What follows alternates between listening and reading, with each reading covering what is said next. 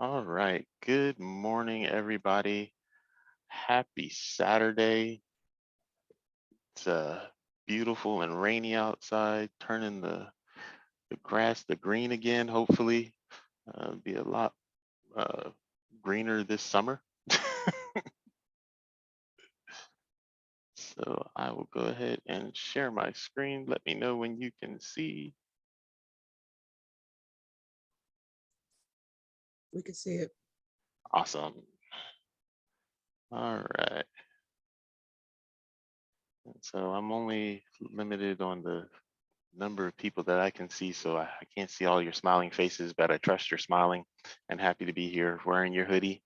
I got mine, so fly now. All right, so this is session 4. We're going to talk about college admissions and financial aid. Um, you know me, you know Miss Yvette, you know our email and contact information. Housekeeping real quick. Don't forget to rename yourself as described. Please also don't forget to mute your line when you are not speaking.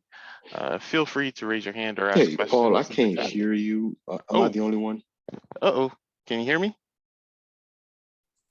Did I go on I mute can by hear you, accident? Paul. Are you okay, Paul? I hear you, Paul. Uh-oh. Yeah, I can hear you okay. I don't know what's going on, Dwight. Are you accidentally attached to a Bluetooth headset or something? Our kids complain about that all the time. Their computers attached to their headsets when they're not expecting it to. All right. Feel free to raise your hand or ask questions in the chat. Please turn on your camera so we can see your excited and smiling faces. Also, very important, turn on your listening ears so that you don't miss anything. A lot of information, a lot of stuff happening today. Also, don't forget to turn off or mute your phones so that you can give your full undivided attention. So run of the day, of course, we have speakers today. So we have Miss Marshana Williams from Western Washington University and Reach CDC, Miss Jennifer Bell from University of Oregon. We'll, of course, do our thank you cards, addresses and everything that you guys can take a screenshot of just in case. And we'll talk very briefly about our Path to Scholarships book and the checklist for school admissions, and then announcements. And we will do a breakout session with mentors, and then we'll close. And if there's any need, we'll have Q&A. Everybody good? Talking fast because I want to make sure everybody has plenty of time. All right, so first up, we have Miss Marshana Williams from Western Washington University. Miss Marshana was born and raised in Portland, Oregon. She graduated from the University of Portland with a bachelor's degree in business administration and an emphasis in marketing management. Completed her master's of science in education, leadership, and policy with a focus on training and development at Portland State. Woohoo! And she currently works as the Director of Strategic Initiatives and Workplace Culture at Reach CDC and as a sorry, Miss Marshana, as a Presidential Fellow for PSU. My lips are not working well right now. Marshana previously worked as the Education Program Manager for the Black United Fund of Oregon and as an admissions counselor for both PSU and Western Washington University. She has been serving on several boards, including Imagine Black. And with the past 7 years of experience in education and as a first generation college student, Marshana is determined to help reimagine what education means for our Black communities. So without further ado, I will hand over the reins to Miss Marshana Williams. Perfect. Good morning, everyone. How are folks doing? Give me like a thumbs up, a hands up. Yeah, perfect. So happy to be here. I do this every year since like I can remember. I'm pretty sure originally I was working with the Black United Fund when I met Miss Debbie, and we've been doing this ever since. So I look forward to seeing all of you every single time. Right now, I'm taking a break from higher ed, but I am applying to a PhD program. So cross your fingers for me, please, and thank you.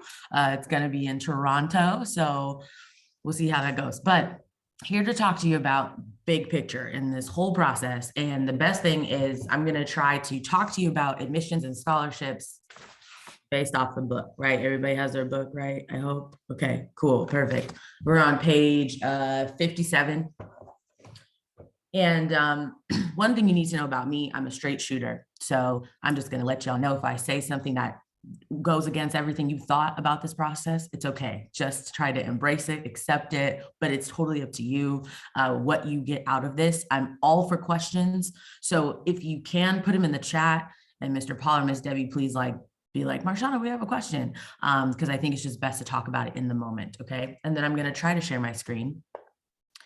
I feel like I've lost so much of my information over the years, but we're gonna work this out just fine. Okay, give me 1 second. Oh, wait, this could be interesting. You probably see everything on my computer, right? Including this presentation. Yep. How about that? Does that work? Does this work? Okay, great. That works. Mhm. All right, let's go back. Okay, start taking notes. Top 5 things here. Before I start, one thing I do want you all to know is this process is for you. It's nobody else's, right? Like you got to figure out what's best for you, students around this. So hopefully you're taking notes about how well you know yourself because some of this is, you're just gonna have to think through, this is how I know I can do this best. Okay, so just keep that in mind. So first things, transcripts. How many of you are seniors? How many of you are juniors? Just to raise your hand. I'm gonna try to look. Okay, see, seniors, raise your hand. Okay, juniors, raise your hand. Okay, cool. Seniors, it's time, no pressure, but this is definitely gonna be really important for you because we're in the midst of applying for scholarships in colleges now. So the first tip I want you to understand is everything that I'm giving you will help you through the college and the scholarship process. They're one and the same. It's not one before the other, simultaneous. I think that's the biggest piece I think people forget. Oh, I'm going to apply to colleges first, and then I'm going to apply to scholarships. No. You got to do them at the same time. So you got to do both now. It may seem overwhelming, but you got to do now. Okay. Your transcript, super, super important. When it comes to admissions, we would rather see you progress over time. You may have had a not so great sophomore year, or the part of junior year was not so great. That's okay. We would rather see a progression over time. The hardest piece about it for you seniors, though, is that all they see is freshman through junior year right now. So hopefully your junior year ended pretty well, but you still need to push yourself through your senior year. Because as an admissions counselor, when I see your first quarter or I see your final grades at the end, we can revoke your admission if we felt like you didn't put in the work that you needed to do. So you're not scot-free, okay? You're not scot-free. You need to push all the way through as much as you possibly can. One thing I can definitely say, we are taking COVID into consideration.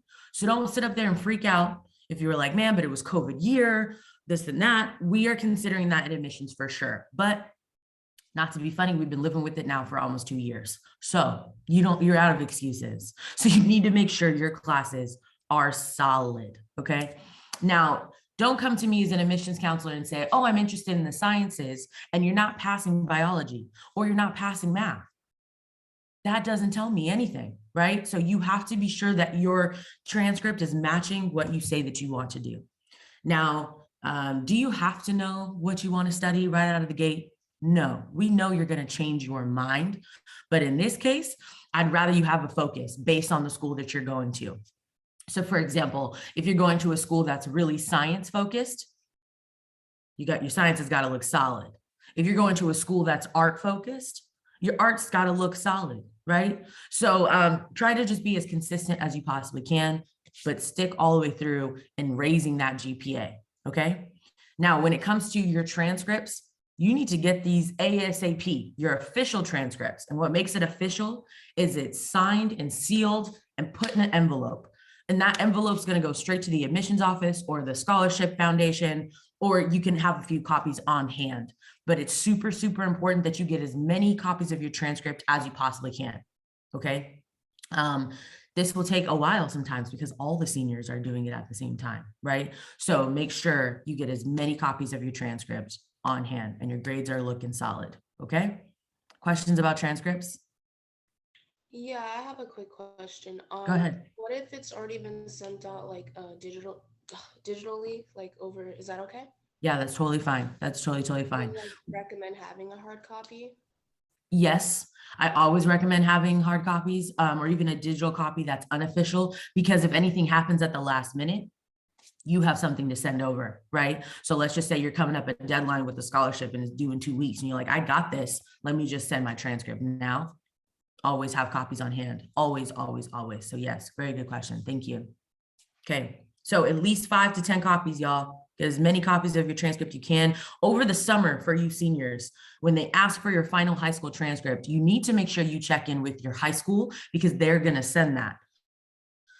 And if you don't request it in time for them to send it by the deadline, you might miss out on some things with the college admissions process. That final deadline for transcripts is no joke. Some colleges do it, some don't. But I know Western, I know University of Portland, I know that PSU all had a final transcript deadline, and some students didn't end up coming in the fall because they missed it. So really, truly, please try to make sure you have your final already ready to go. All right, letters of recommendation. This is so important because these are folks that are in your life that can write a character reference about you for a scholarship or to go into college.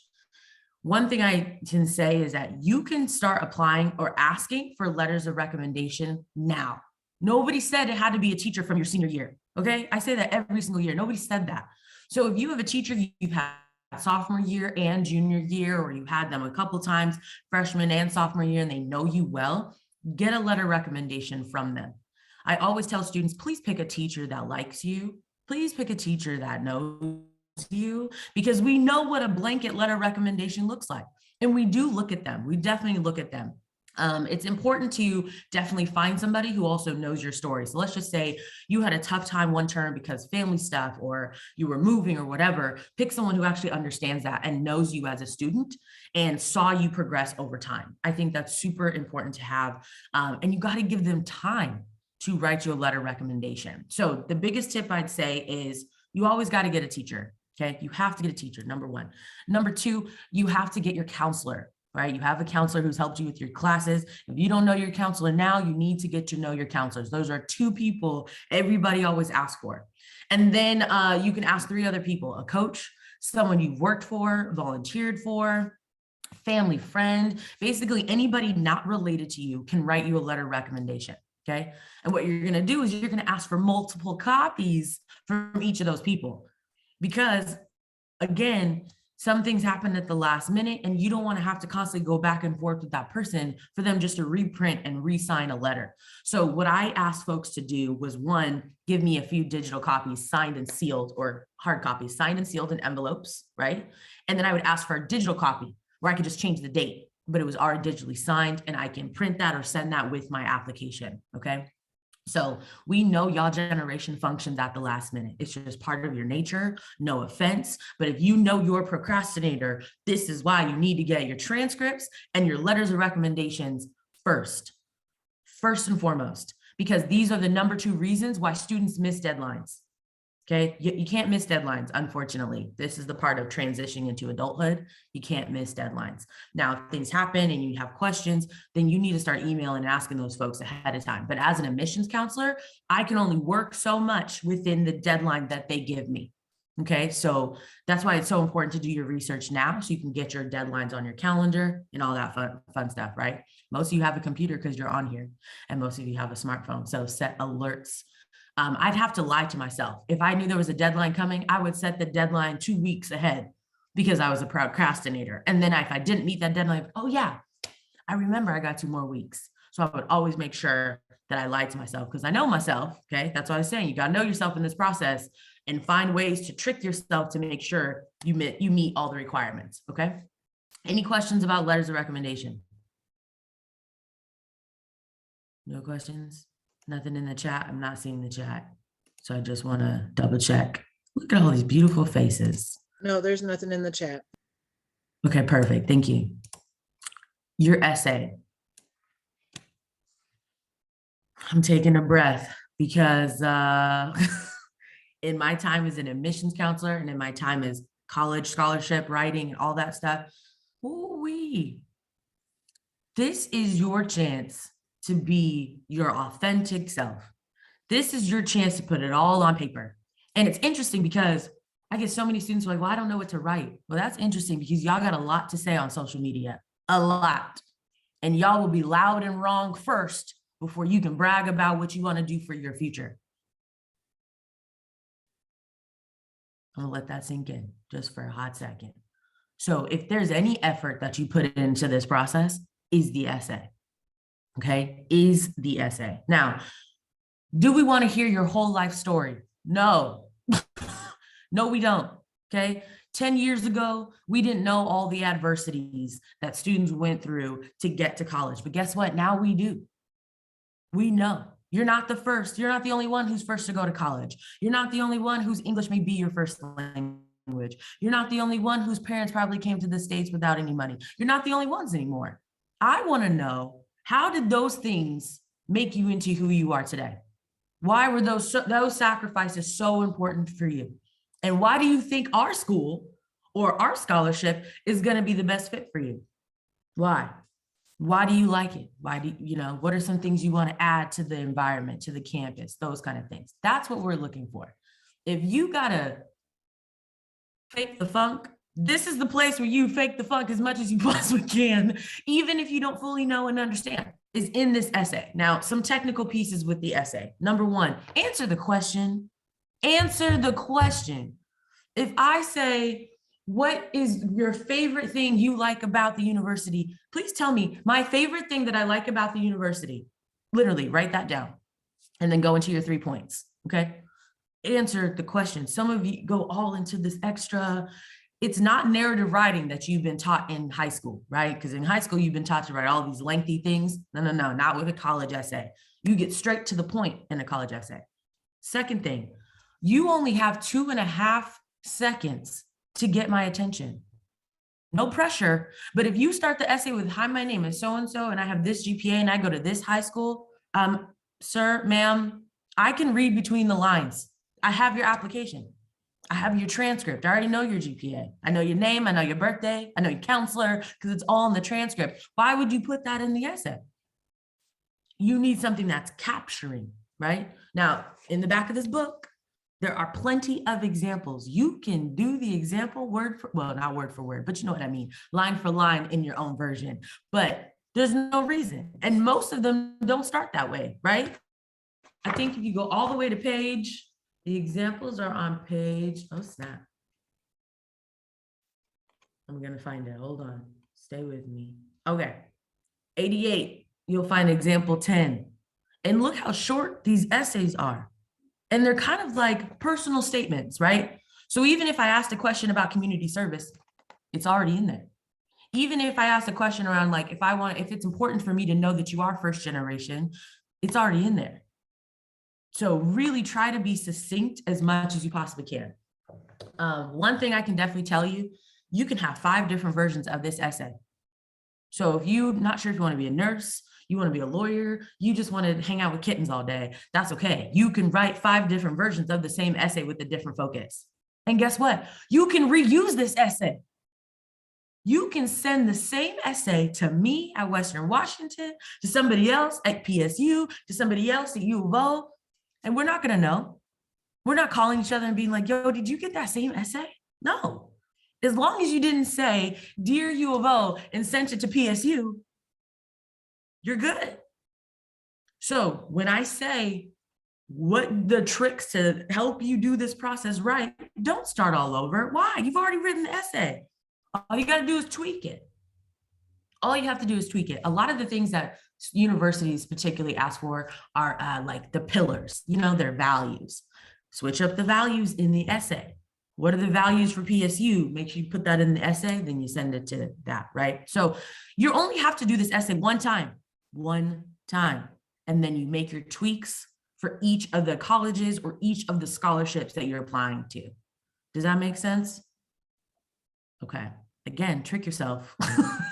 You don't have to work too hard in this process, but make sure it's edited, Please don't ask your friends, okay? They don't know either. Ask an adult, please, in your life, counselor, teacher, one of us here, your mentors, that's why you're here, right? Ask them to help you edit it.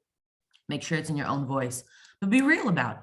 Be real. I think you'd be surprised. One thing I can say is, as an admissions counselor, we look at applications all the time. And it's the ones that say things outside of the box that we remember.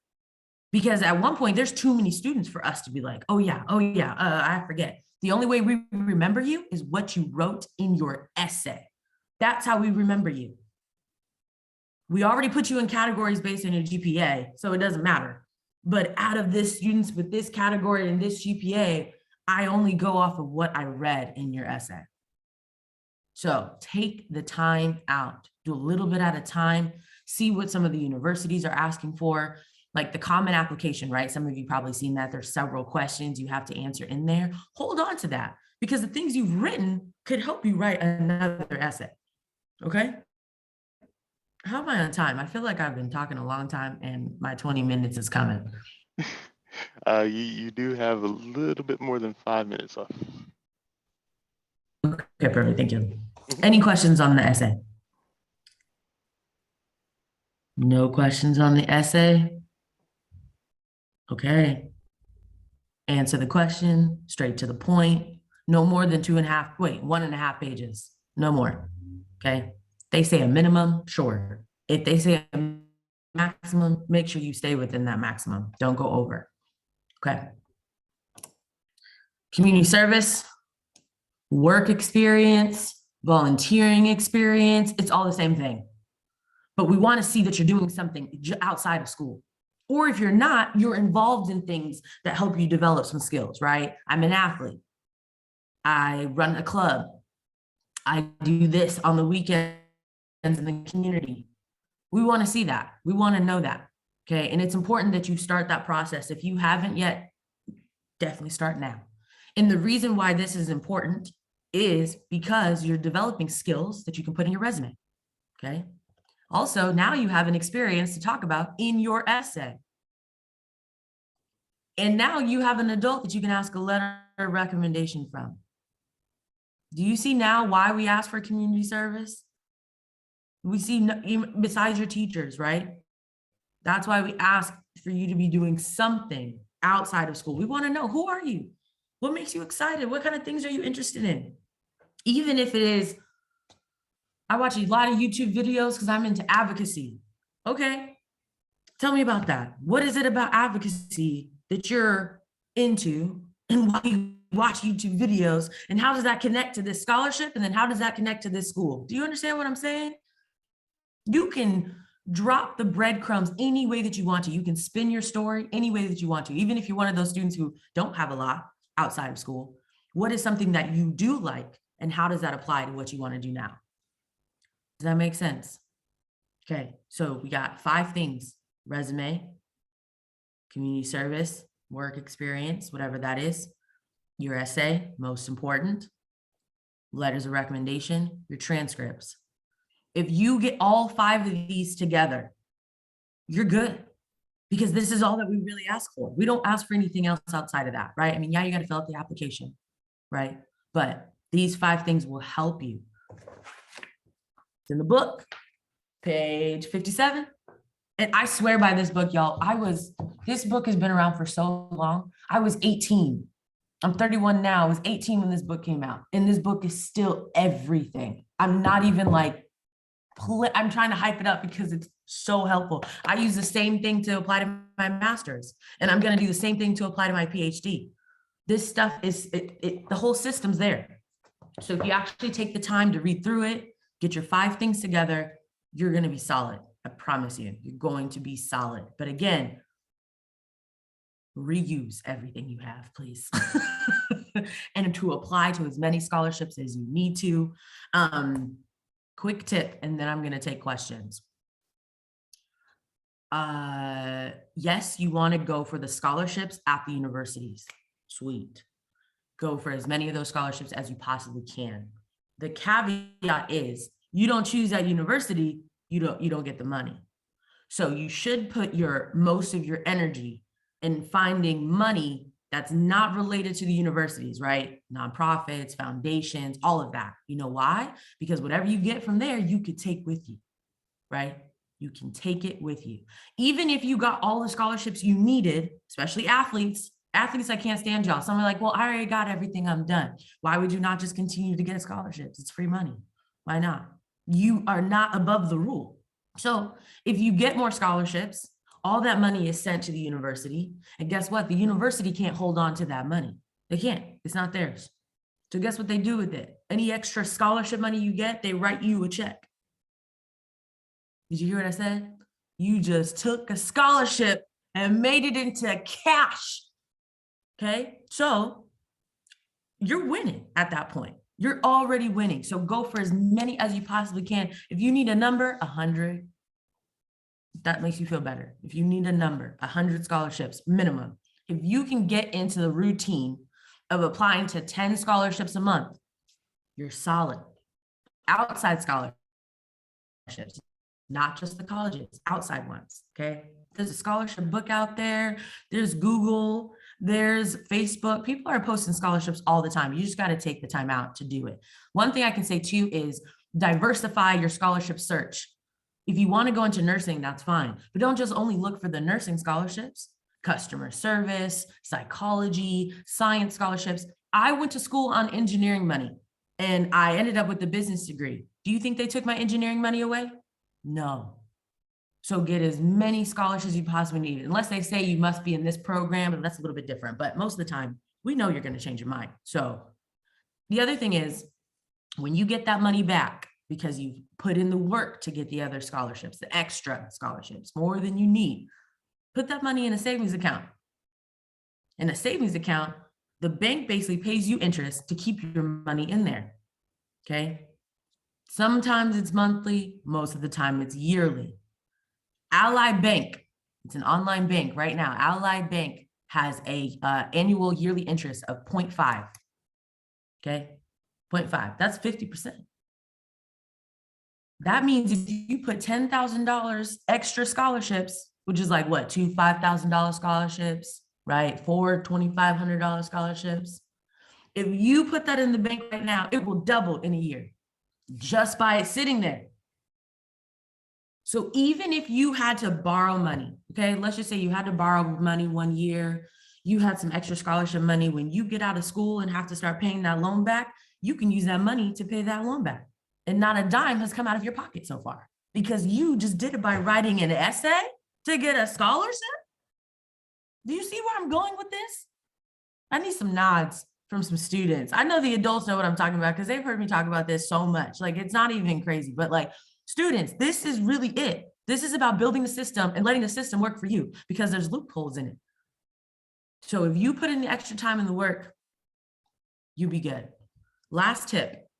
If you don't get a scholarship, if they say, sorry, we can't award you, you need to follow up. You need to call them and say, hey, I would love to just get some tips around where you thought I needed to do better, because you are probably making a mistake that you're repeatedly making. So if you're applying and you're not getting anything back, something's not right. So call to get some feedback. Call and get some feedback. Talk to your counselors, talk to your mentors, talk to anybody you know that get the feedback that you need. Because I can tell you right now, if you've got too many grammatical errors, I'm not thinking, oh, this student may be struggling with grammar. I'm thinking this student didn't take the time. Do you see the difference? Even if you're not strong in grammar, I'm not strong in grammar. Let me tell you right now, I don't know how I made this far, and writing is not my strength. It's a practice, okay? I practice as much as I can, but I can tell you, I always lean on somebody. Hey, does this make sense? Does this look right? I invested in Grammarly, the best thing since sliced bread, okay? Some of y'all can get together and share the Grammarly account if you have to, but I'm just saying, you got to put in the effort. You got to put in the effort. If you put in the time and the effort, you're good. From here on out, there's no more free weekends. If you want to watch football at the library while you're doing an essay, I don't care, but you have to take the time out to get this money, to get into these, get this money more than anything. People will pay for you to go. They will. So put in the effort, please. If there's anything, put in the effort, take the time.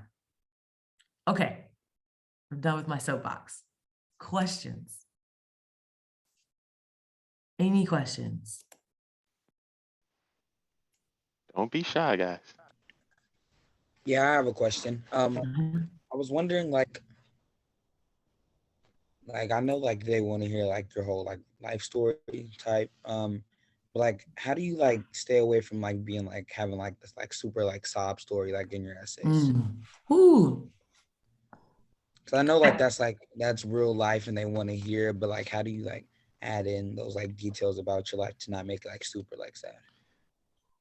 I think what's important is to just mention it, right? You know, first in my family, I'm working to help pay the bills. This is going on with mom. But out of this, this is what I'm learning.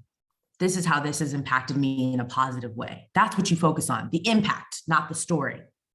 And it's not about all the details, right? I think people spend too much time trying to go into the details and how we got there or everybody else's mistakes. It's not about that, right? This is not a time to pass judgment on why you're here where you're at.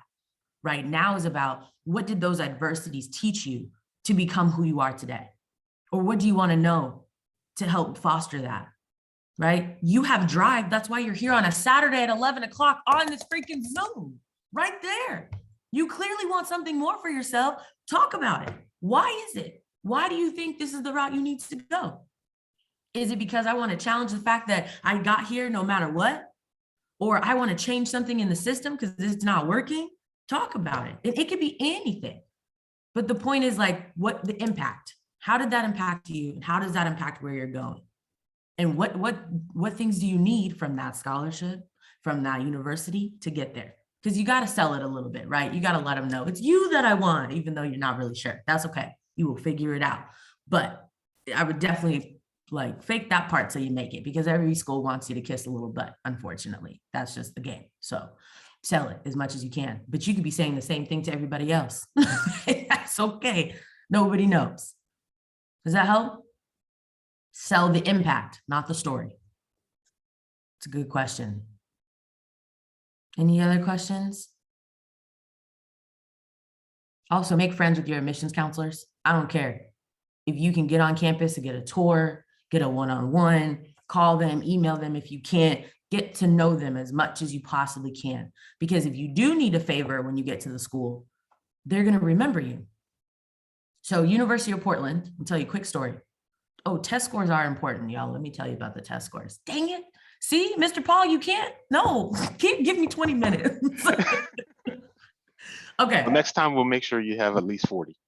Okay, thank you. Test scores really quickly, and then I'll go into my story really fast. So it's all related, I promise. Test scores, we already know doesn't necessarily work, right? A lot of schools are getting rid of the test scores, but we still have some schools that do require that you have some test scores, okay?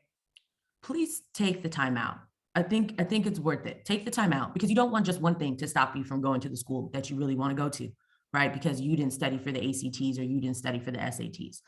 It's about getting familiar with the questions that they're asking. That's all that it is. Don't make it complicated, okay? We already know it's not working. We already know it's built for somebody else. We don't need to go into all of that. We already know what that is. But if you can get into the habit of understanding what they want you to do, understand the question, you're good. And it's all free, right? They have SAT question per day, right? They have ACT tests you can take. Practice that test. You don't have to do the whole test, just pieces of it. Get familiar with it.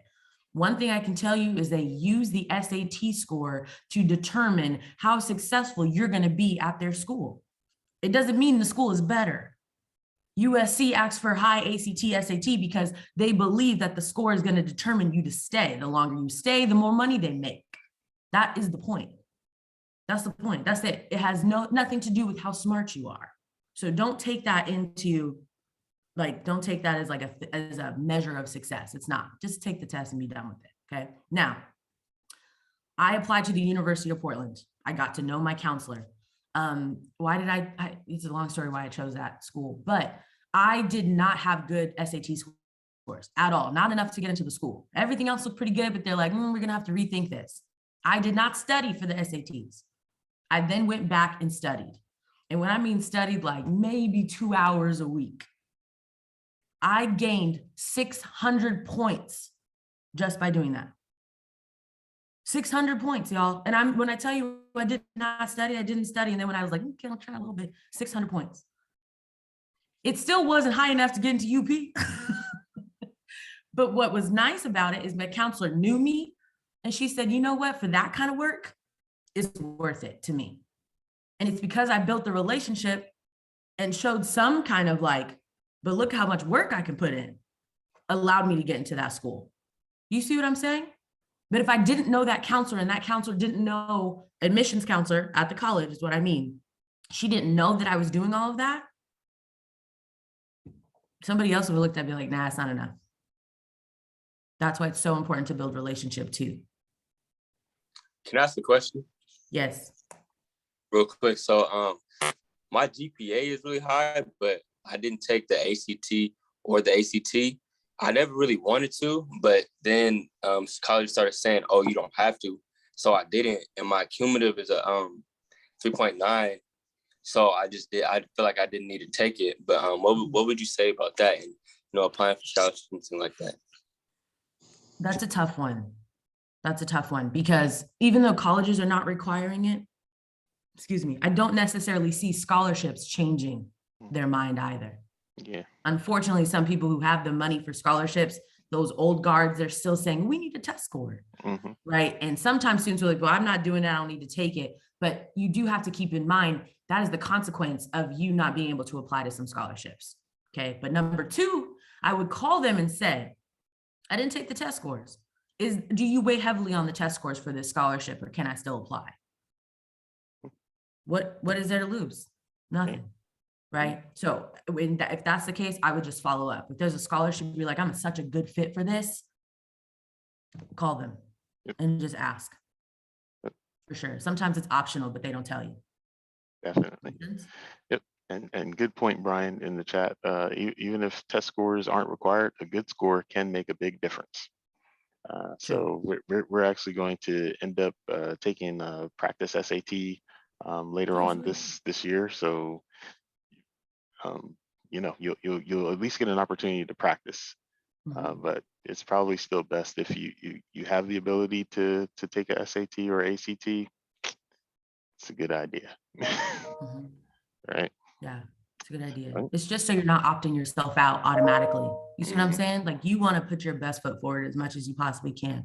I know most of us got to work 10 times harder. I recognize and understand that, but I would just try it. Just try it and see what happens. Agree. All right, Miss Marshana, I think I'm gonna have to cut you off. Is there one test preferred over the other? I think it depends on the school.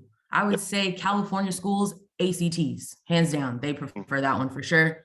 Most West Coast is fine with SATs. They most take both. East Coast, ACT. They definitely prefer that. So it just depends on where you apply. Good question. Okay. Thank you, y'all. Appreciate this. All right. I like these sweatshirts. Do I get one? All we need is your size. See, everybody with these sweatshirts, these colors are dope. I need your size, Marshana. I like mine oversized, so extra large. Okay. Thank you. Thank you so much. I will be in touch. Yes. Oh, share my email with the students, please. Thank you. So Have a if they good have day. questions, I'm happy to Marshana. help. Yeah.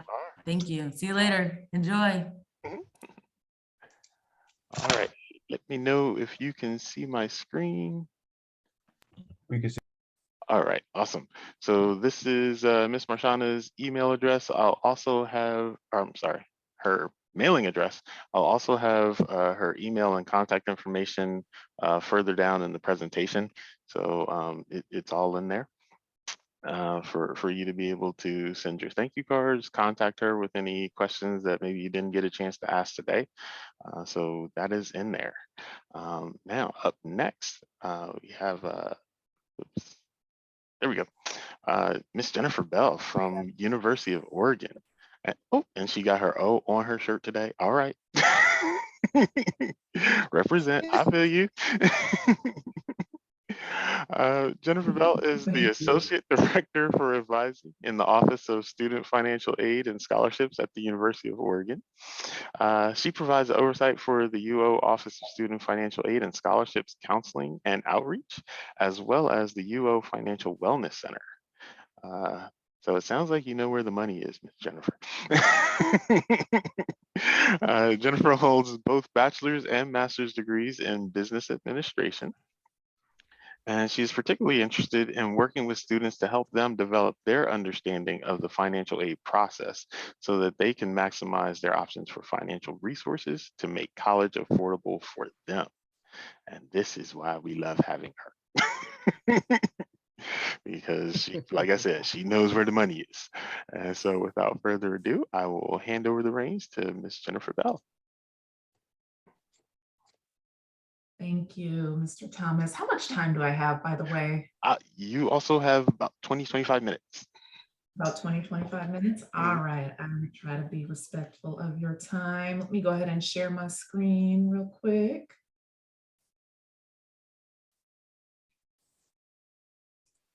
Awesome, see it. Oops, y'all see it? Okay.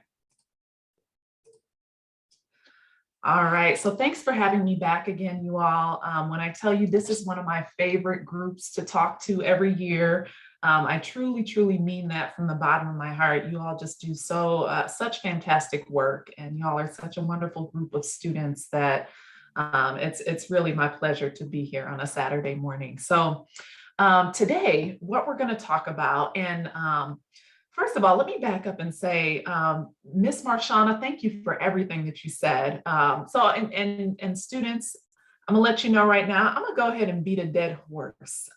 Miss Marshana gave a lot of great information, especially, she talked a lot about accountability in the process, maintaining an understanding of deadlines and timelines and making sure you're adhering to those. And really, that's one of the biggest things for success in the financial aid and scholarship processes in particular. So you'll hear me repeat a few things that Ms. Marshana said, but I feel like it never hurts to hear things twice, especially when it comes down to paying for college, because it can be very, very expensive if you're not preparing yourself. So what are we going to talk about today? So what actually is financial aid? What costs should you be considering as you're thinking about paying for college? How to go about applying for aid, where you can find resources to pay for college, some tips and tricks, and then I'll try to leave a few moments for questions when we get to the end. So in general, when I'm talking about financial aid, I'm talking about any funds that you might use to help pay for college, to make it more affordable for you. So of course, when we normally think about financial aid, the first things that come to everybody's minds are that free money, right? Because that's what we all want. We want the scholarships that we don't have to repay. We want those grants that we don't have to repay. But also when we're thinking about financial aid, when we're talking about financial aid, we're also talking about federal loans, private loans, work study, and outside resources as well. So financial opportunities that might exist maybe with your employers or your family's employers or other places like that, which we'll talk about more in a few minutes here. So first we'll get into cost of attendance and what you should be considering as you're preparing to pay for college. So to begin, we'll start with direct costs. And when I talk about direct costs, we're talking about things that your institution will bill you for. So you'll be billed at any college or university that you attend for tuition and fees. And that essentially covers the cost for what it takes for you to go to class and to access services on campus. And those tend to be fixed costs based on the classes that you register for. Other direct costs might include on-campus housing and a meal plan. Now, if you don't plan to live on campus or if you don't end up living on campus, that's a cost that you will not have to pay. But when you receive your financial aid offer, normally in early spring, so February, March is when schools start to send those out in many cases, sometimes earlier if they're a private school, you'll see financial aid listed to cover tuition and fees, as well as room and board, housing and food, regardless of whether you're planning to live on campus or not. Just know that if you're not, you won't be billed for that, but there is money there to assist you if you do plan to do so. And one thing to consider related to campus housing and meal plans is that these costs are dictated by the type of institution that you attend, the location of the institution that you attend. So much like if you decided today that you are going to pack up and move to New York, right? The on-campus housing and food costs, if you went to NYU, would reflect that, because New York is a very, very expensive place to live. Now, on the other hand, if you decided, oh, I'm going to go to school at the University of Wisconsin, you'll notice a difference in the on-campus housing and food costs there, because Wisconsin, of course, is a little bit cheaper, a lot of it cheaper than a place like New York or even Southern California, right? So keep that in mind as you're considering cost. And then there are those indirect costs. So those are those things, those expenses that you'll want to plan for, but schools don't necessarily bill you for. So when we're thinking about indirect costs, just by show of hands, how many of you all as high school students pay for your books out of pocket? Anybody? A couple of you, right? But for the most part, students don't really pay much of anything or anything at all for their books in high school. So for students, a lot of times the expense for books in their first term in college is a huge surprise for them. We generally recommend that students budget anywhere between $300 to $500 per term to pay for their books and course supplies. And course supplies might mean you might be required to have a specific computer program, for example. If you don't plan to live on campus or eat on campus, you're not going to be billed for campus housing and meals. So if you're living at home with your parents or renting an apartment off campus, you won't be billed for that, but there's still financial aid money there in case you'd like to use it to pay your off-campus rent instead of working a ton that might impact your academics. There's also personal expenses. So just like in high school, there are those things that you need on a day-to-day basis that you might use to take care of yourself, your lotion, soap, deodorant, toothpaste, that sort of thing. When you're in college, you may not be in your parents' house where you might be used to your parents buying all of those things and them just being there. So these are things that you'll have to budget for or plan for. But there is usually money offered in the financial aid package to help you cover them, although they may be loans. Transportation, you'll want to think about how you're going to get to and from campus. So if you're going to a school that's a little bit closer to home, let's say you went to, you live in the Portland area, you go to PSU, your transportation expenses may not be that high. But let's say if you go to the University of Texas, you're going to need to budget for a few plane tickets per year or some significant gas money if you plan on driving back and forth a few times per year, as well as car maintenance costs. So think about that. And if you don't have one already, it's generally recommended that you have a computer, a laptop when you go to college. So those are things that you can actually start to plan for in advance. So if you have a summer job or a part-time job, even just putting a little bit of money away for those books or to purchase yourself a laptop, maybe use some of that graduation money. Those are things that that you don't have to borrow for. So you can leave college with less debt. Which is always a good thing, of course. So thinking about costs, I know that some of you might be from Washington here. So just know that I see you, I know that you're there, but just thinking about average tuition costs at Oregon colleges. This is tuition, so this doesn't count on-campus room or meal plan. This is just pure tuition. So the two-year public schools average tuition is $5,393 for the year. Four-year public schools tuition averages around $11,288 per year. And four-year privates average around $43,836 for the year. So you can see that there's quite a bit of variance between the costs of these different types of institutions. But what you should remember is that you'll want to look at the net costs.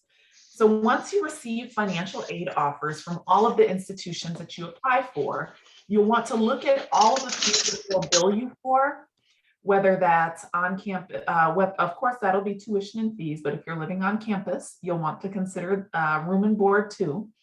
You'll want to subtract out all your scholarships and grants, all of that free money, and then look at the leftover costs. Because in many cases, even though the four-year private school looks to be significantly more expensive, usually private schools offer significantly more grant and scholarship aid, so that the cost is more comparable to a four-year institution, a four-year public institution, or even a two-year public institution, a community college. So don't let a price tag scare you away. You'll really want to be investigating those college costs, or the costs at the institution, as well as the scholarships that exist to help cover them. And then compare all of your financial aid offers side by side once you get them to understand what the best financial fit is. And I think it's really important to note financial fit, because when students a lot of times are thinking about a school that's a great fit for them, they're like, oh, they have a great football team. Oh, they have my major. Oh, I love the campus. It's beautiful, you know, or they have the fraternity or sorority that I'd like to join. And all of those things are important, right?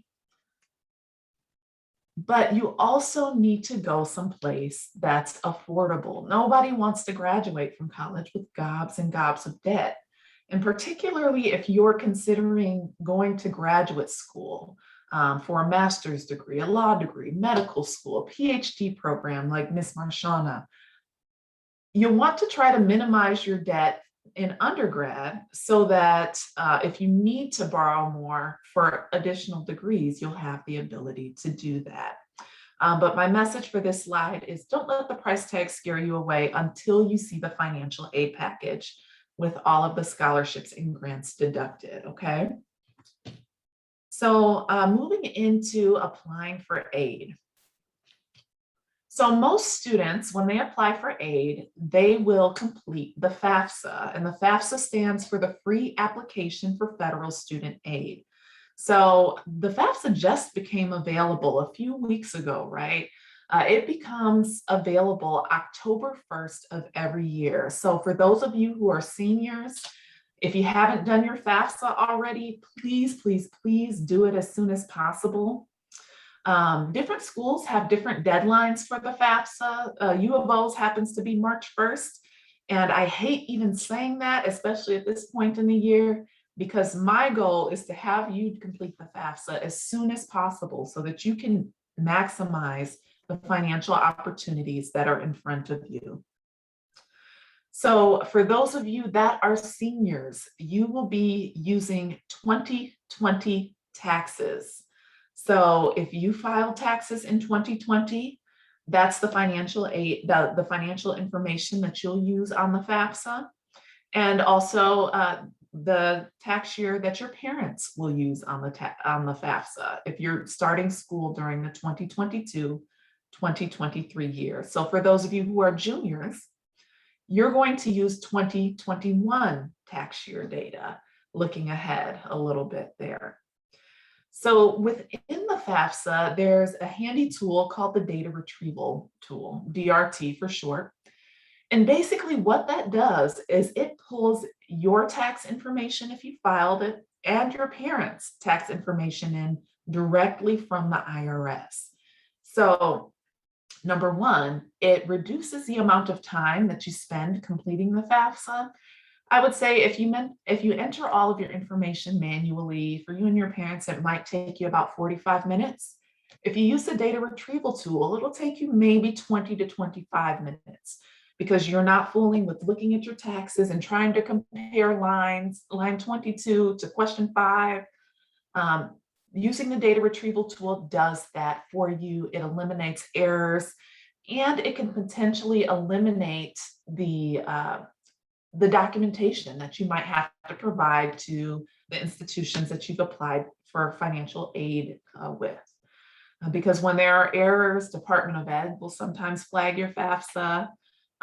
Schools will sometimes flag your FAFSA. And at that point, you'll be asked to turn in taxes, extra worksheets, things that make the financial aid process a little bit more tedious. So whenever possible, please try to use the data retrieval tool. There are some students that are not able to. For example, if your parents filed an amendment to their taxes, you won't be able to use the data retrieval tool, unfortunately. But if you can, please, please, please use it. You can also complete the FAFSA using the My Student Aid app, also downloadable from studentaid.gov, but I don't recommend it because you can't use the data retrieval tool on your phone using that app. So if possible, sit down in front of a computer with your parents and do the FAFSA so that you can use the data retrieval tool on a computer. So once you've submitted the FAFSA, you get a confirmation page. They typically call it the Student Aid Report, or SAR, and it will give you an estimate of any sort of federal grants that you're eligible to receive, as well as the amount that you will likely be eligible to receive in federal loans. So that'll give you a good starting point for what you're able to receive. And theoretically, because you're completing one FAFSA and you're sending it to whatever schools you're interested in, if this student aid report tells you you're eligible for X amount of Pell Grant or X amount of student loan, you can reliably expect to receive that at any institution you plan to go to. These forms of aid are not institution specific. So if you go to PSU or U of O or UCLA or Chemeketa Community College, you should be eligible for those things listed on the student aid report wherever you attend. So one thing that I didn't mention is that you generally have to be a US citizen or a permanent resident to be able to complete the FAFSA. If you're not a US citizen or permanent resident, there is an alternative in the state of Oregon. If you live in Washington, you'll want to check with the state of Washington to see what sort of mechanisms they have for folks that aren't US citizens or permanent residents to apply. But in the state of Oregon, if you are an undocumented student, DACA, or otherwise not a US citizen, you can complete the ORSA, the Oregon Student Aid Application. And this is an alternative to the FAFSA. The questions are very similar. It asks about your income and your family's income, your parents' income. And they go to the institutions within the state of Oregon that you apply to.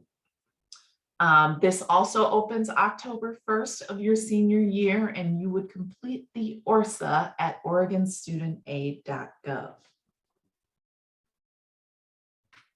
So I would be remiss if I don't talk about the CSS profile. Most of the public schools in the state of Oregon do not use or accept the CSS profile. The CSS profile is primarily for non-federal financial aid. So some institutions have institutional need-based aid. Some institutions require the CSS profile in addition to the FAFSA or the ORSA. So I'd encourage you to check with the institutions that you plan to apply to see if they accept, recommend, or even require the CSS profile in order to give you maximum consideration for financial aid. Within the state of Oregon, as far as I know at this point, only Reed College and Lewis and Clark, both of which are in the Portland area, accept the CSS profile. But again, if you're applying to any other private schools outside of the state of Oregon, private schools in particular use the CSS profile, so you want to be sure to ask about that. But the CSS profile can be completed at collegeboard.org. So now that you've done the FAFSA or the ORSA and potentially even the CSS profile, what's next? So once you've applied for aid, one really important thing that you'll want to do is watch for emails. You'll get an email when you submit the FAFSA or the ORSA that says, hey, your FAFSA or ORSA has been completed. Thanks for doing that. You will likely also get an email from the institution once they receive the FAFSA or the ORSA that you completed as well, just saying, hey, thanks for sending your FAFSA to the University of Oregon. Just wanted to let you know that we have it, and they'll typically also let you know if there's any additional information that's needed from you. Generally, financial aid award letters are typically sent by April. So 2022, I guess, and then 2023 if you're a junior. So check for those. Many schools release the offers in February and March, though, so be on the lookout for those. And if you've not received anything by, I would say, the end of March, you'll want to follow up with the schools that you've applied for aid with to see what's going on, because April kind of gets a little bit late in the process.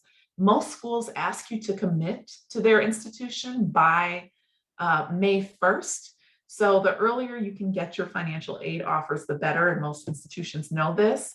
So generally, if you've not received anything by the end of March, follow up with those institutions to make sure that they have your FAFSA, ORSA, or CSS profile.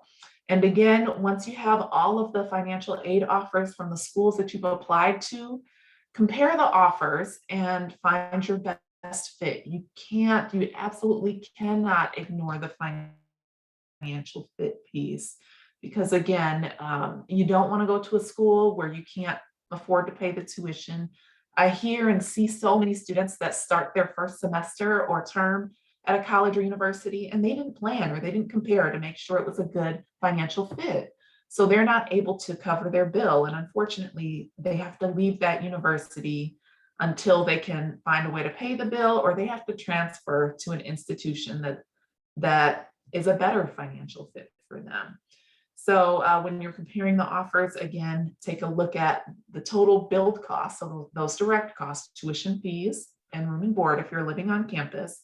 Subtract out all of the scholarships and grants that you're receiving, and then you'll see the leftover costs. So what you and your family will pay, either via loans or out of pocket after those things are applied.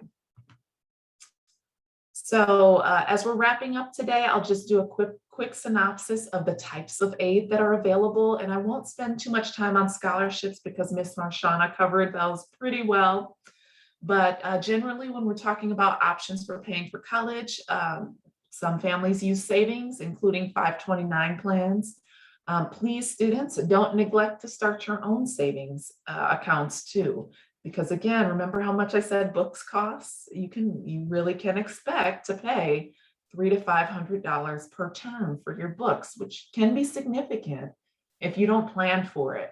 And if you go into your freshman year of college, having that money saved, it is a huge weight off of your shoulders, your parents' shoulders, and that way you're not scrambling to find a way to buy your books. And you can have a strong start having your books during the first week of classes, which some students don't.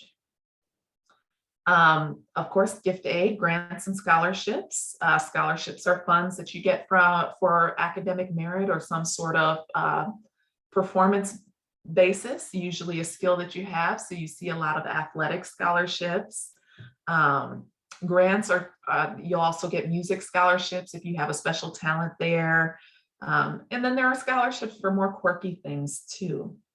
There are grants that come from the state and federal sources. Those tend to be need-based. Work study, those are funds that allow you to have preference for jobs on campus. So that work and earn money to help you pay for those smaller expenses, like your pizza on Friday nights, or maybe your books for the upcoming term. But using your work study is also a great way to get plugged into campus and find those mentors on campus that help you feel at home. And then, of course, there are those federal loans. So subsidized, which are interest-free to you, unsubsidized, which bear interest, and then loans for your parents if they're willing or able to borrow on your behalf. So I won't spend very much time here because Ms. Marshana covered this pretty well. But you can get scholarships for a number of things: academic merit, special skills or talents, participation in an organization, membership to a group, a job that you might have had. So McDonald's, if any of you work at McDonald's or Burger King, those, Walmart even, those organizations offer scholarships. And I really encourage you, if you have a job, to check with your human resources person or department to see if they offer scholarships. And parents, I would say the same thing.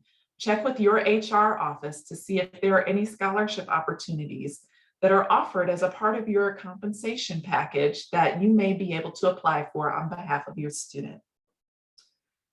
One scholarship that I got as a student, and those of you that have heard me speak before might have heard this story, but I'm originally from Wisconsin. I'm from Milwaukee. Go Bucks, right? And I am 5'11". And during my senior year of high school, I came across a scholarship that I searched for from the Tall People's Club of America. It's the real thing. And they were offering a scholarship for young women over 5'10" and young men over 6'2". And I had to write an essay about why I loved being tall. Now, naturally, I have a lot to say about that, right? So I'm 5'11", so I'm not super, super tall. But my mom is 6'3", and I have 5 brothers that are 6'6" or better. And then, you know, my dad is 5'10". He's the little guy in the family. So I have a lot of fun stories to share about that. But I ended up getting a $3,000 scholarship to talk about why I love being tall and what that means to me. So there are really scholarships for just about everything out there. And if you're looking at the criteria and thinking to yourself, man, you know, a lot of these are asking for 3.8 or 3.9, and I have a 3.5. That's okay.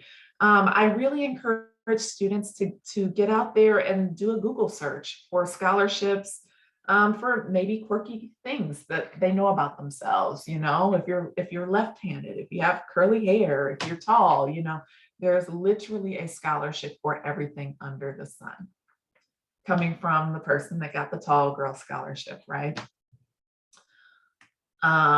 And, you know, check with your church, community-based organizations, again, parents, workplaces, your high school, and please don't forget to apply for the scholarships available through the state of Oregon or the state of Washington, and certainly the colleges that you apply to. For those of you in the state of Oregon, you apply through OSAC at the same website, oregonstudentaid.gov, where you would do the ORSA. And there are some opportunities there. Please, again, be mindful of deadlines. There are many institutions that now offer automatically awarded scholarships. There was a young man that asked a question earlier, and I wanted to chime in. So tack this on to your question, young man.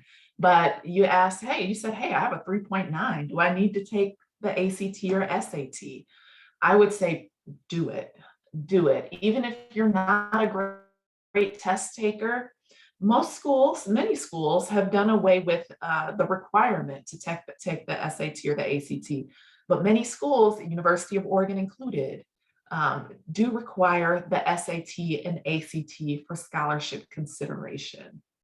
So if you haven't done the SAT or ACT, or you still would like to take the SAT or ACT, you'll want to do that ASAP to be able to maximize your consideration for scholarships, particularly those automatic ones, because you don't even have to spend any time applying for those.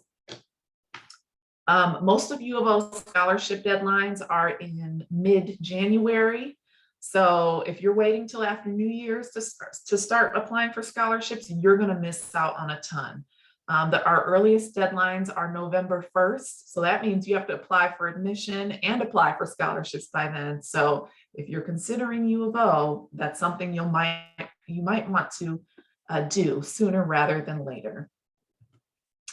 Pathway Oregon, I know Portland State University has a similar program. I think Western Oregon does as well as Oregon State, but all of them have programs that cover tuition and fees for students that are Pell Grant eligible and Oregon residents. So if you're really concerned about cost, really look into these programs. University of Oregon's is called Pathway Oregon. If you're considering attending a community college, there's a similar program called Oregon Promise that covers most tuition at Oregon community colleges, again, making it more affordable for you. And as we wrap up today, just a few tips for you, students. If you have a job, try to save a little money here and there to cover books, to buy yourself a laptop before you go to college.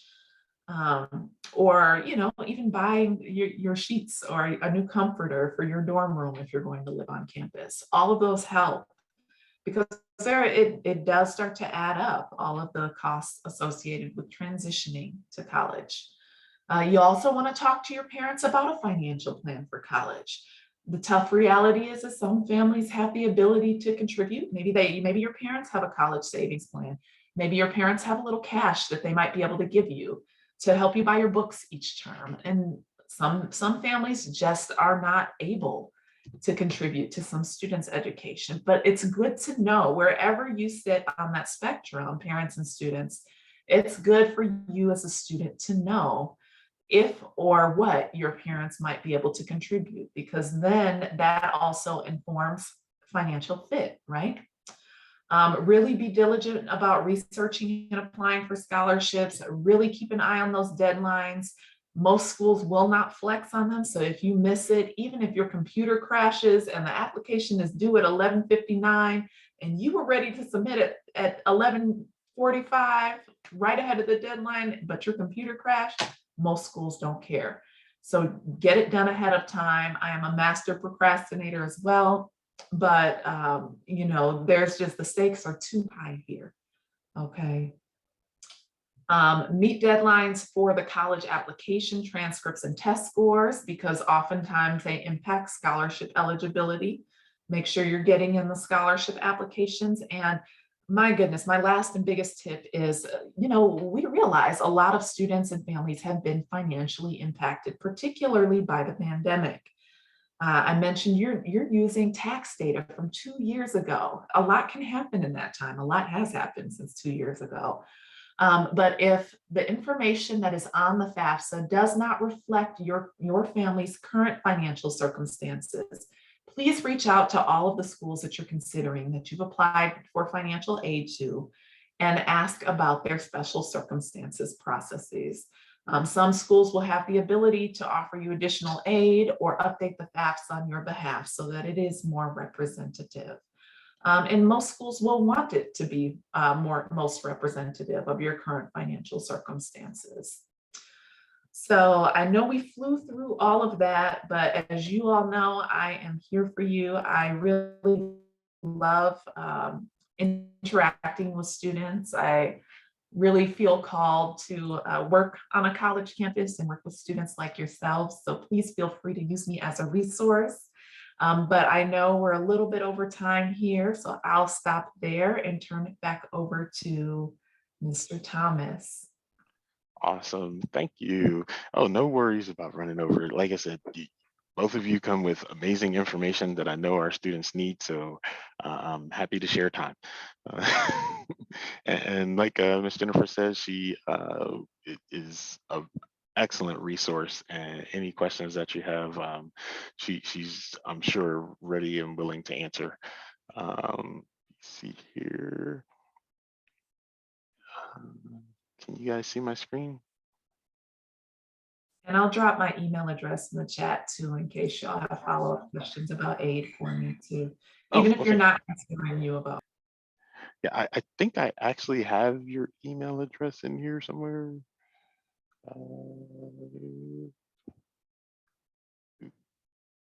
That one work? Awesome. All right. So, yeah. All right. So thank you again, Ms. Jennifer, for being here. Greatly appreciate it. Like I said, guys, the presenter's contact information is in our presentation. What I want to do now is go very quickly through our announcements, and since Ms. Marshana already kind of stole my thunder and brought in the book, I really don't have to do that. So let's go back here. All right. You weren't supposed to see that. Whoops, my bad. All right. There we go. All right. So this is Miss Jennifer's mailing address. Like I said, it's in the presentation. And not going to spend a lot of time in the book, but key takeaways: organization. Make sure you have all of your important documents in a single place. Make sure you have all of these things. Session 5, can't believe we're already talking about session 5. We're going to be on November 5th, and the scholarship junkies are coming back. So they're going to be talking about scholarship applications and getting that money. We'll do the bridge rewards real quickly. And then the assignment for next session is to create an account at the Common App website or the mobile app. And so I have the links to the Common App as well as the App Store and the Play Store application. And then make sure you send a screenshot of your confirmation page. I think there might be sometimes a little bit of personal information up in this corner up here. So you might have to kind of blur that out, use it in your app or something. Okay, but this is what we're looking for. Not necessarily the practice account. Juniors, you guys can do the practice account for the Common App. Does that make sense? Thumbs up. Can you go back one slide real quick? Go back. Yeah, it was just that. Thank you. Okay. All right. And like I said, juniors, go ahead and you can use the practice account. It says parents or adults, but juniors use the practice account. All righty. So without further ado, Bridge Awards through session 3. In first, we have Damani. Second, Olivia. Third right now is Jalen. Fourth is Zaya. And fifth is Rebecca. Man, y'all keep changing placements around here. I'm scared. And of course, that's the points breakdown. A lot of you guys are missing points because you're not doing your homework. I'm just going to be at 100. Y'all not doing your homework. Get it done. Done. That is important. Those points are serious, right? If you don't turn in assignments, you're losing 10 points or as much as 15 points. So definitely get those things in, right? And also don't forget about your mentor contacts. I see a lot of emails coming from the mentor side, but not as many coming from the student side. And so just because your mentor contacts you, that does not count as a mentor contact. Does everybody understand? Yeah. Okay. All right. And so with that, what I would like to do Paul, do you is- want to mention thank you cards the students should send out to our 2 speakers? Oh yes, I did. They could get points too. Yep. So I put the addresses in the email, or I mean in the presentation. But yes, definitely make sure that you send your thank you cards, because like Ms. Mimi said, those are points that you're missing out on, and it's also a very good way to make contact with the people that come and spend their Saturday mornings with you, and provide a lot of really great information, right? So what I want to do now is give you guys about 10 minutes to chit chat with your mentors. I have had to do some shuffling because some mentors are not here. So we will see how this works. Where did the breakout room thing go? I just want to interject that Marshana has spoken like I think 5 years, and her information is great, and she will respond to questions from students and parents. When I was doing my master's at PSU, she even helped me with some of my questions for myself. And then Ms. Bell is just a wealth of knowledge and totally understands the FAFSA, financial aid, and the scholarship system for not only for the University of Oregon, for other public universities and how private colleges. So I encourage parents and kids, students to reach out to her by email first, and she will respond. If your email goes to spam, maybe give her a call or leave a message, say, hey, check in your spam folder, but she is busy, but she does help. And I've asked questions for other students and families on their behalf through Ms. Bell, because I wanted to learn too. So send out that thank you card, both of them, and don't be shy about reaching out, because they do know what it takes and can answer all those questions that come up that maybe none of us know about or know how to resolve. Absolutely. All right. So with that, I'm going to go ahead and send you to your breakout rooms. Julian and Chloe, I will be in the breakout room as soon as I make sure everybody else is good. All right. So let's see if this works. Cross our fingers.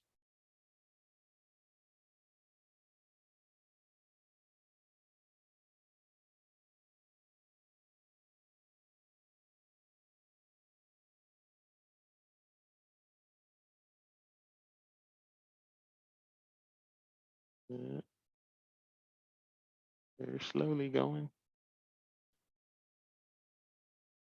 And I think core team, you'll probably hang out here for a little bit. Unless of course you want me to send you to a particular room. I'm good with just hanging out right here. Okay. This is so cool. All right, well, I'm gonna go dip into my room.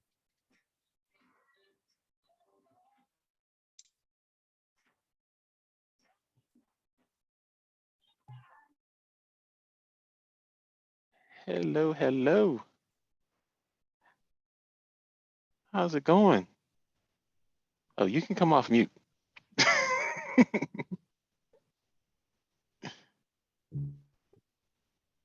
Decent enough. There you go. I can hear you now. And I could even see Chloe, sort of. Well, I can see the top of Chloe's head. Sorry, everybody's eating right now. Oh, no worries, no worries. I understand. I'm probably going to be eating myself soon. But yeah, so I just wanted to take a quick minute to just, officially, chat with my mentees. So we plan on being a pod of at least 4, but we got to figure out what's going on with my other mentee. He does not seem to be participating as much as I thought he would be. So do you guys know Ricardo by any chance? No. No, okay. Because you go to a different school, right, Julian? Yeah. Where are you guys based off? Well, many of the students in the program are at Jefferson, and so where do you go again? Remind me. I'm sorry. Place called Liberty High School. It's in Hillsboro, Oregon. Oh, I know Liberty. I know Liberty. 45 minutes off. Yeah. Yeah. I 45 minutes. What? It is not 45 Portland. minutes. No, it can be. All right. Well, no. Yeah, it's more like 25, but it can be 45. All right. Right. No, actually, before I moved out to Cedar Mill, I used to live in Hillsboro, and so my oldest daughter, she went to she was in, oh gosh, what is it called? Rosa Parks, is that it? Elementary school? Maybe.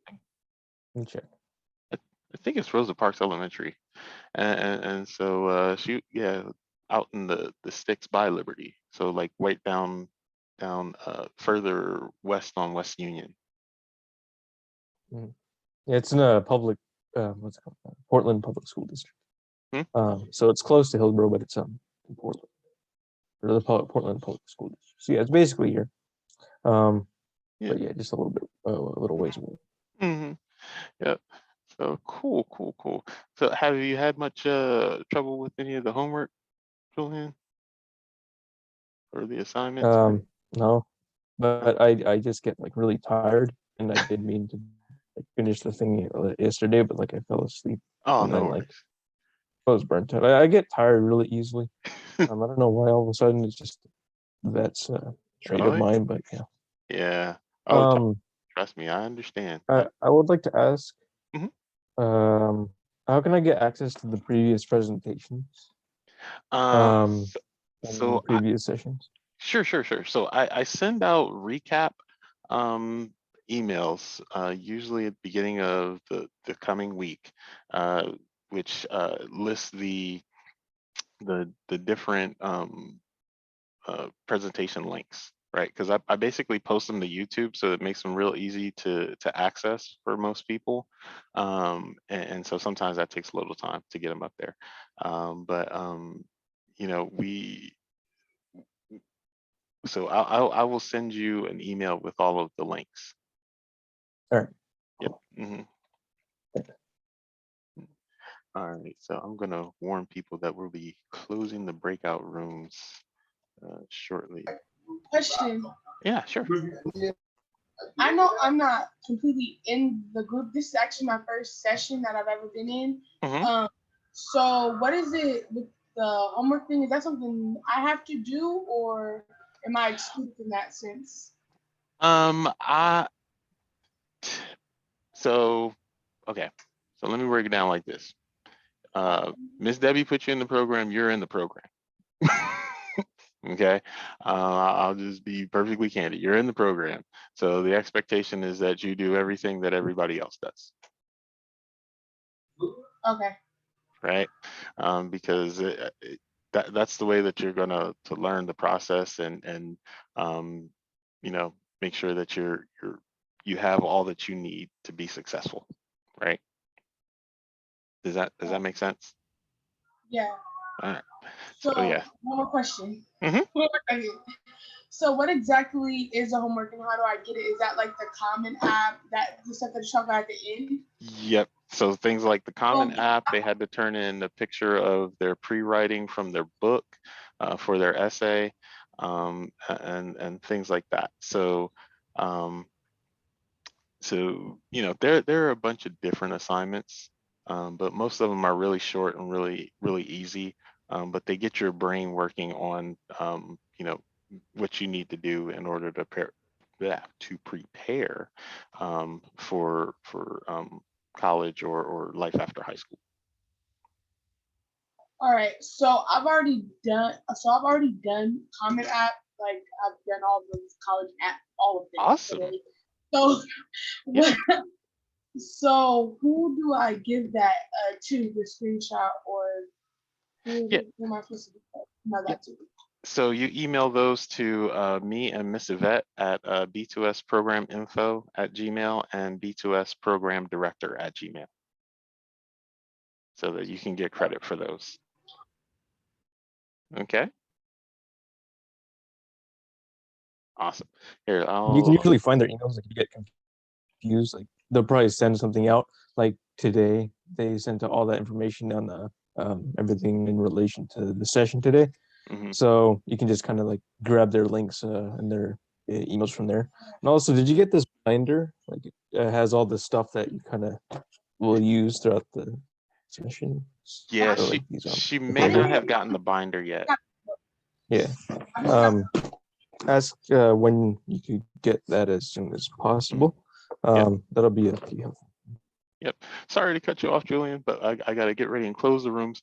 But Chloe, I just sent you a chat with the email addresses that you send your homework assignments to. Okay. All right. Let me go ahead and close these rooms real quick, and I will see you in the big room.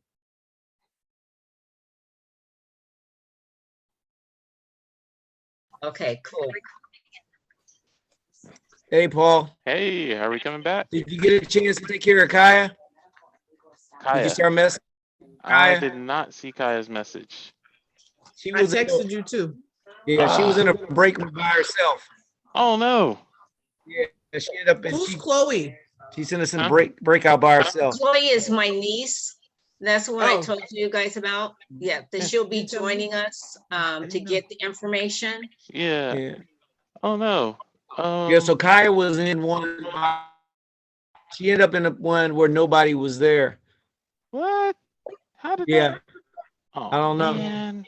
So she hit us on the chat. She hit us on the chat, and then we just text you, but we weren't sure if we were gonna get it to you, but we didn't know any other way.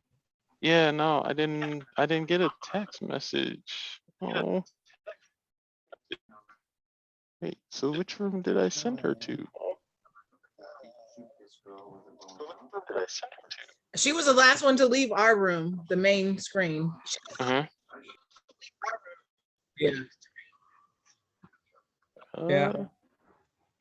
Oh, I sent her to Kevin's room. Who are you looking for? Oh, Kaya? Kaya. Yeah, we just had a good we had a good talk. She should be back. Oh, okay. Oh, okay. So she did make. Maybe it was delayed. Maybe it was delayed then. She had sent us a message, Kevin, saying that when she got to her breakout, nobody was there. But then we didn't hear anything else back from her. So we were just trying to find out. But that maybe it was just a delay in her dropping into yours, and she fell in after she let us know that nobody was there. Yeah. No, we were there. We talked. Okay. All right, Good great. deal. Good deal. All right. Glad to hear it. So it did work. I practiced all of 2 times, so that's good. But yeah, so all right, so let me go back to sharing my screen real quick, and then we will wrap up. Ooh, I'm getting an echo.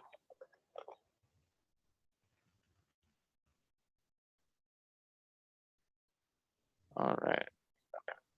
Paul, that first line on session 5 should be November 6th. Session 5 is November 6th. That's okay. Oh. We have everybody here, so yeah. Okay. September y'all 6th don't- is a Saturday.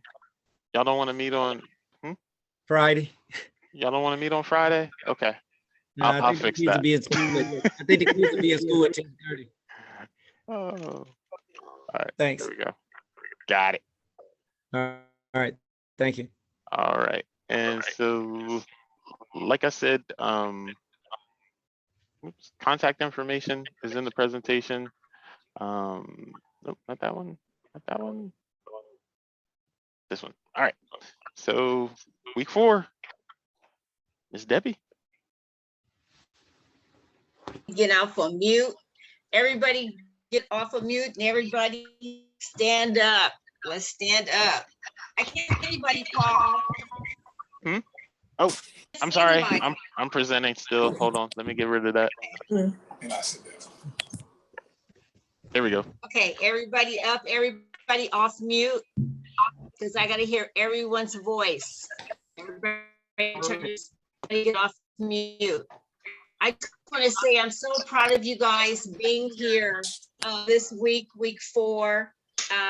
We had 2 amazing speakers every week. You guys are learning more and more towards your future. And that's where we are headed. So when you guys, I want you to have a really good week. I want you to stay focused on the prize. I don't want you, whatever mistakes that you have made in your past or this week, it's gone. We're moving forward to the next week so we can make some more steps and glide to success. So we're going to do 4 steps and you guys know how it goes. We don't look back, we look forward. On 3, we're going to do 4 steps. 1, 2, 3. 1, 2, 3, 4. Congratulations, you guys have made it 4 sessions. Congratulations. Awesome. Great job. That little breakout dance, we might have to do our steps with a little. I see you. Is that the Miss Debbie's gonna have to get a little bounce in her groove. Uh-oh, Okay, I get it. uh-oh. See, don't get her started. Well, everybody, excellent session. I hope you got a lot of information about admissions to college and scholarships as well. If you do have questions, please feel free to ping either Miss Marshana or Miss Jennifer. They are extremely helpful and lovers of our program. So definitely check them out. All right. And got a question in the chat. Nope. Oh, okay. Oh yeah. So I had to switch some people around from their regular mentor because some mentors weren't here to answer your question.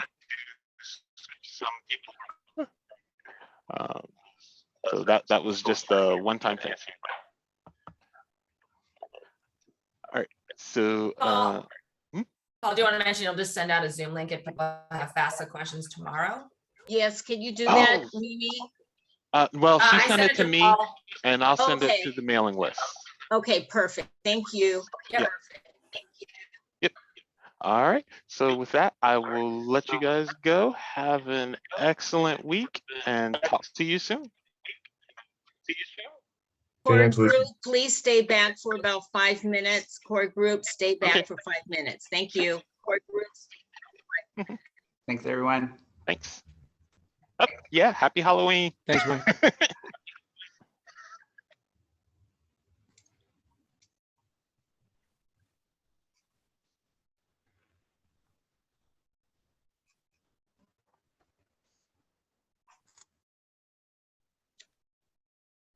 Miss Debbie, would you like me to stay on? I'm happy to do so. If you want me to go off because of confidential stuff, I'm happy to do so. No, it's not. It's really not confidential. You guys can stay put Thank right you. now. There's I still a just wanna mentor say- on there. Oh, we do. Okay. Paul, can you kick them off? Oh, Sadie? She's on mute. Yeah. Uh-oh. Okay. Well, we're not talking anything really confidential. I just want to say it was an excellent session and thank you guys so much. Each week is getting so much better. I'm looking forward to our Tuesday meeting because we have a decision we have to make, you know, on the gifts, you know, that type of thing, because I really want to get that resolved. My concern is that whatever we decide, I need to move quickly because of inventory and getting access to it and having to purchase it before the end of the year. Right. And I don't want to wait to the last minute on it because of the way the news are saying on inventory. And Best Buy had their